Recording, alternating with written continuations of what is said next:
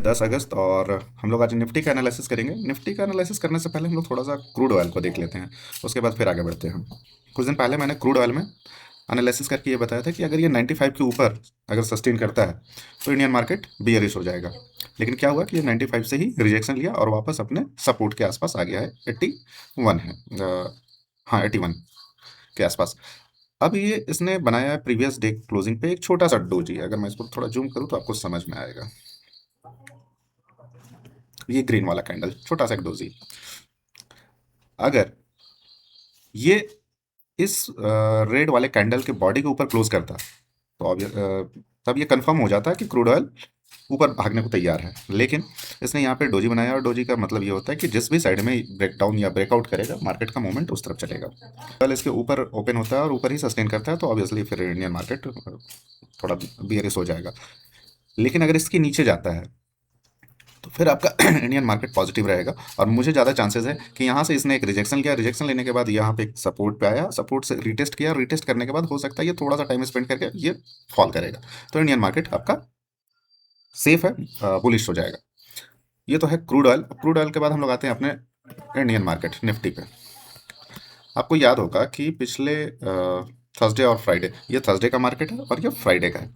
मैंने बोला था क्लियरली कि अगर इस बॉक्स के जिस भी साइड में मार्केट ओपन होता है ज़्यादा चांसेस रहेगा कि मार्केट उधर ही सस्टेन करेगा।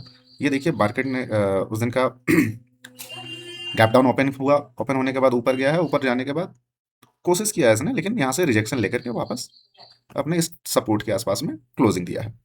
तो आपको ऊपर से अच्छा सेल करने का मौका मिला होगा। हालांकि बहुत सारे लोग ऐसे हैं जो कि फर्स्ट कैंडल देख करके एंट्री बना लेते हैं, उनका अच्छा खासा लॉस भी हुआ होगा।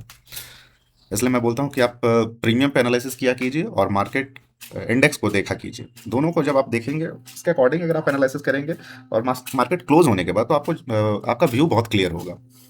अब आज के लिए मुझे लगता है कि मार्केट हो सकता है निफ्टी गैप अप ओपन करे। अब पता नहीं किस एरिया में ओपन होगा, वो तो आइडिया नहीं है, लेकिन जिस साइड भी ये ओपन होगा अगर इसके ऊपर ओपन होता है या इसके ऊपर वापस से रिटेस्ट करके ये पॉजिटिव होने की कोशिश करेगा।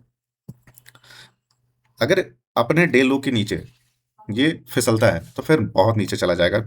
24,450 और 24,400 के आसपास ये देखने को मिल सकता है। लेकिन हालांकि मुझे कम उम्मीद है कि ये बेयरिश होगा। ये या तो फ्लैट ओपन होकर के ऊपर ही सस्टेन करता रह जाएगा या फिर साइडवेज होकर के एक रेंज बाउंड में मार्केट घुमा देगा। खैर जो भी हो, मंडे के दिन मार्केट थोड़ा ज़्यादा ट्रैपी होता है, देखना होगा। अब हम लोग एनालिसिस कर लेते हैं दो प्रीमियम, एक है कॉल का और दूसरा पुट का।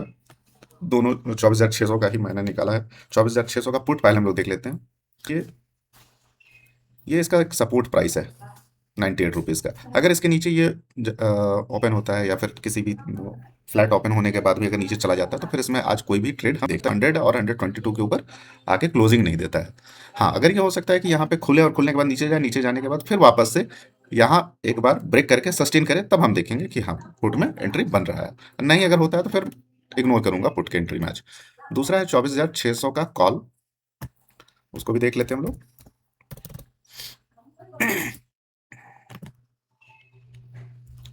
कॉल के प्रीमियम में आपको नीचे बहुत अच्छा सपोर्ट है, ये आप लेवल मार्क कर सकते हैं, इसके अकॉर्डिंग आपको मिल सकता है एंट्री।